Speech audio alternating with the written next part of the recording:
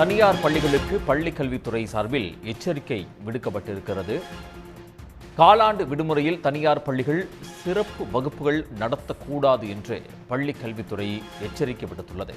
பள்ளிகளுக்கு செப்டம்பர் 27 முதல் அக்டோபர் 5ஆம் தேதி வரை காலாண்டு விடுமுறை அறிவிக்கப்பட்டிருக்கிறது.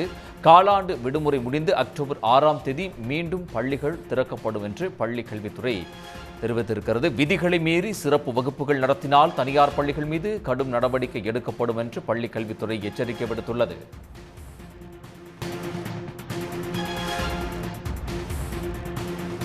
தனியார் பள்ளிகளுக்கு பள்ளிக் கல்வித்துறை சார்பில் எச்சரிக்கை விடுக்கப்பட்டிருக்கிறது.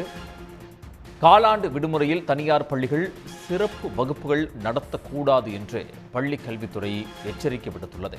பள்ளிகளுக்கு செப்டம்பர் 27 முதல் அக்டோபர் 5ஆம் தேதி வரை காலாண்டு விடுமுறை அறிவிக்கப்பட்டிருக்கிறது.